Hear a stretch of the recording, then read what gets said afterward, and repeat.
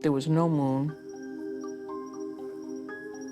You know, the kind of a night you get where the stars are, you think you can reach up and touch them. They're so vibrant, but it's like pitch black out there. For more than 16 years, 48 Hours has investigated what many say is a case of injustice.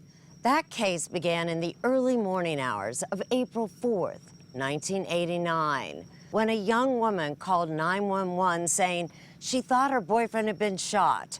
The problem was she was 3 miles away from the crime scene, and she had trouble telling police how to get there. Something was not right.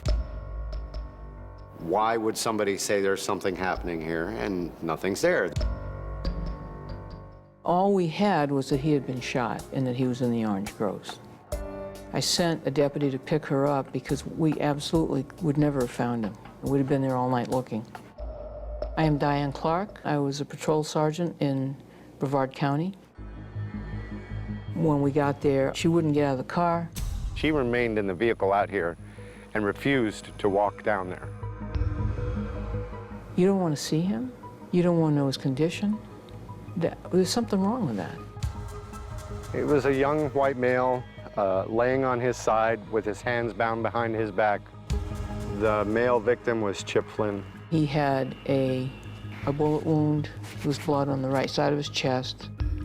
We have a gun on the ground that we don't know who it belongs to. He was conscious? Yeah, speaking very clearly, just said, get me out of here. Who shot you? Just take me home. God, get me out of here. Could you at least tell us which way he went? Who did this to you? He won't tell us.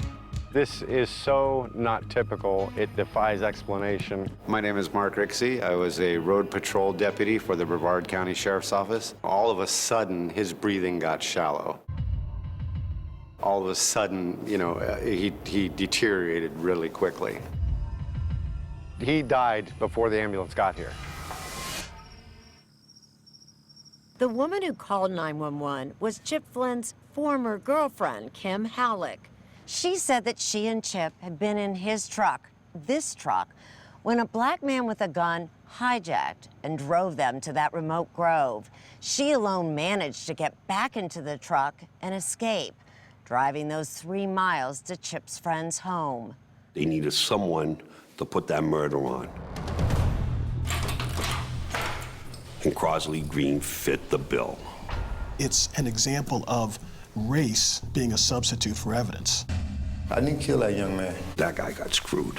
Today, 25 years after Crosley Green was sentenced to death for the murder of Chip Flynn, I did not kill that young man.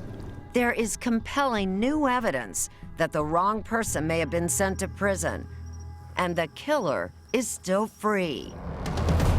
The first rule of homicide investigation is everybody who is at that scene is treated as a suspect until they're eliminated.